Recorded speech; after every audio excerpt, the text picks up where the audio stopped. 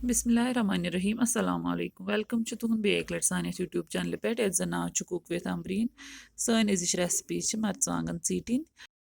Ish is banamus haken Marchiwangan. Imes hakna ich thawa Marchiwangan. Timne hinzi cheese chetin is banamus. Chalo karo is video start.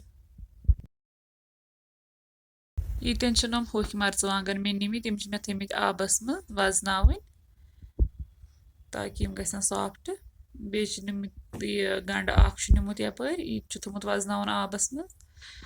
अत नेरी crate अम सत बेच निमुत Rohan full बेच निमुत नम डून गोजे तो बेच निमुत ये पदन मोट वन यपरी नीम अत मज त्रो गो नम डून गोजे यम चेटोक थोड़ा बहुत गोज युथु लगभग 80% चेटन तो तम पे त्रो अत मज मर्चवांगन तो चेटो यम मर्चवांगन पूर पुन चेटन तो ये आय मर्चवांगन चेटन पूर आय न चेटन कह तो लगभग यम गई 80% तैयार वन त्रो अत मज रोहन फुल अस त्रोन अकुई रोहन फुल अत मज अम सत गसान असल टेस्ट एनहेंस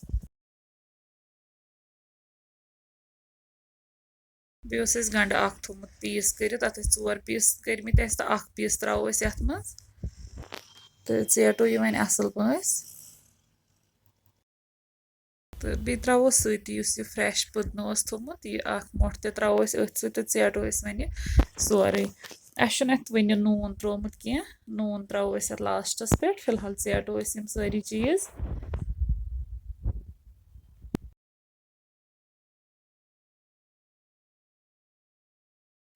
ये आव यम सारी चीज़ आई असल पे चेटन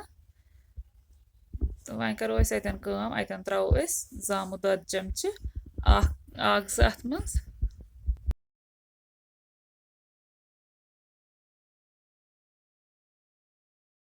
ये त्रो वन अत मज जामुत दद चमचे तो करो ये असल पे मिक्स अत सती त्रोस बे नून तस according to test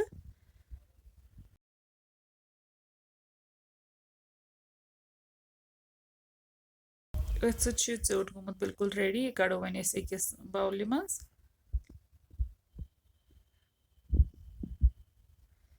Waria tasty बनान इत पे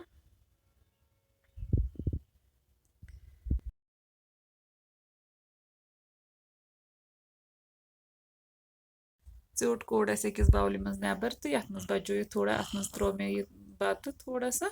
तो यह करो अथ मज मिक्स तो खेमो ये लगान वारिया असल मज बतस कमेंट सेक्शनस मज वन ये कुस कुस खेवान चोट बन पत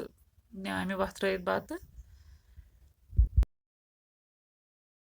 सानी रेसिपी ये वजम तो अगर सन रेसिपी पसंद आम वीडियो कर लाइक तो शेयर बी दीजो पन फीडबैक कमेंट सेक्शनस मज रेसिपी कर जरूर ट्राई अल्लाह हाफिज़।